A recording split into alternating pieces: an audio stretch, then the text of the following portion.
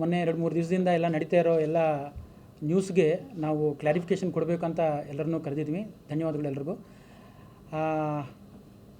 ಈ particular transaction Kiran ಅನ್ನೋರ transaction ಬಗ್ಗೆ ನಿಮಗೆ ಫಸ್ಟು ಕ್ಲಾರಿಫಿಕೇಷನ್ ಕೊಡ್ತೀನಿ. ಅವ್ರದ್ದು ಒಂದು ಡೆಬಿಟ್ ಬ್ಯಾಲೆನ್ಸ್ ಅನ್ನೋದು ಡೆಬಿಟ್ ಬ್ಯಾಲೆನ್ಸ್ ಅಲ್ಲ, ಅದು ಅವೈಲಬಲ್ ಬ್ಯಾಲೆನ್ಸ್. ಅವೈಲಬಲ್ ಬ್ಯಾಲೆನ್ಸ್ ಅಂದರೆ ನಾವೇ ಬ್ಯಾಂಕ್, ನಮ್ಮ ಬ್ಯಾಂಕ್ ಅಲ್ಲ, ಎಲ್ಲ ಬ್ಯಾಂಕ್ಗಳು ಗೌರ್ಮೆಂಟಿಂದ ಅಥಾರಿಟೀಸ್ದು, ಪೊಲೀಸ್ ಅಥಾರಿಟೀಸ್ದು, ಇನ್ಕಮ್ ಟ್ಯಾಕ್ಸ್ದು ಅಂಥ ಡಿಪಾರ್ಟ್ಮೆಂಟ್ಗಳಿಂದ ಅವ್ರಿಗೆ ಏನಾದರೂ ಕ್ಲಾರಿಫಿಕೇಷನ್ಸ್ ಆ ಥರ ಇರುವಾಗ ನಮಗೆ ಬ್ಯಾಂಕ್ಗಳಿಗೆ ಇನ್ಸ್ಟ್ರಕ್ಷನ್ಸ್ ಕೊಡ್ತಾರೆ ಹೋಲ್ಡ್ ಮಾಡಿ ಅಂತ. ಸೊ ನಾವು ಅದನ್ನು ಹೋಲ್ಡ್ ಮಾಡ್ತೀವಿ. ಹೋಲ್ಡ್ ಅಂದರೆ ಅದು ಟೆಂಪ್ರರಿ ಅಂದರೆ ಬ್ಯಾಲೆನ್ಸ್ ತೊಗೊಂಡು ನಾವು ಎಲ್ಲಿಗೆ ಕಳಿಸೋದು ಆ ಥರ ಏನಿರಲ್ಲ. ಆ ಕ್ಲಾರಿಫಿಕೇಷನ್ ಎಲ್ಲ ಬರೋಷ್ಟವರೆಗೂ ಹೋಲ್ಡ್ ಮಾಡಿರ್ತೀವಿ.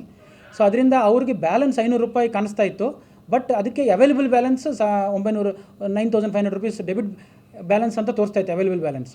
ಸೊ ಇದರಿಂದ ಅವೈಲಬಲ್ ಬ್ಯಾಲೆನ್ಸ್ ಅನ್ನೋದೇನೆಂದರೆ ಅದು ಟೆಂಪ್ರರಿ, ಅದು ಅವ್ರದ್ದು.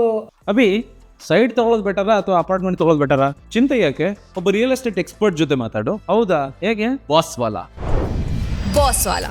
B the boss. ಆ ಬ್ಯಾಲೆನ್ಸ್ ಯಾವಾಗ ಅದು ಕ್ರಾಸ್ ಆಗುತ್ತೋ ಅದೆಲ್ಲ ಟ್ರಾನ್ಸಾಕ್ಷನ್ಸ್ ಮಾಡ್ಕೋಬೋದು ಅವರು. ಅಂದರೆ ಈಗ ಬ್ಯಾಲೆನ್ಸಲ್ಲಿ ಅವ್ರದ್ದು 20,000 30,000 ಬಂದುಬಿಟ್ರೆ ಆಮೇಲೆ 10,000 ಬಿಟ್ಟು ಅದು ಹೋಲ್ಡ್ ಆಗಿರುತ್ತೆ, ಅದು ಮುಂದಕ್ಕೆ ವ್ಯವಹಾರಗಳೆಲ್ಲ ಮಾಡ್ಕೋಬೋದು. ಈ ಥರ ಕೆಲವೇನಾದರೂ ಡಿಸ್ಪ್ಯೂಟೆಡ್ ಟ್ರಾನ್ಸಾಕ್ಷನ್ಸ್ ಇರುವಾಗ ಈ ಥರ ಆಗ್ತಾ ಇರುತ್ತೆ. ಸೊ ಅದರಿಂದ ಅಮೌಂಟ್ ಎಲ್ಲಿಗೆ ಹೋಗಿಲ್ಲ, ದಯವಿಟ್ಟು ನೀವು ಅರ್ಥ ಮಾಡ್ಕೋಬೇಕು.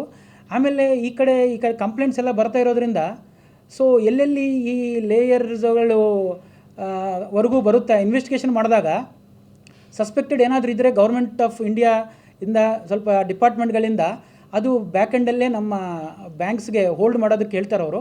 ಸೊ ಅದರಿಂದ ನನ್ನ ವಿಜ್ಞಪ್ತಿ ಏನಂದರೆ ಎಲ್ಲ ಕಸ್ಟಮರ್ಸ್ಗೂ, ಎಲ್ಲ ಗ್ರಾಹಕರಿಗೂ, ನಿಮಗೆ ಪರಿಚಯ ಇಲ್ಲದೇ ಇರೋ ವ್ಯಕ್ತಿಗಳ ಜೊತೆ ವ್ಯವಹಾರಗಳು ದಯವಿಟ್ಟು ಮಾಡಬೇಡಿ.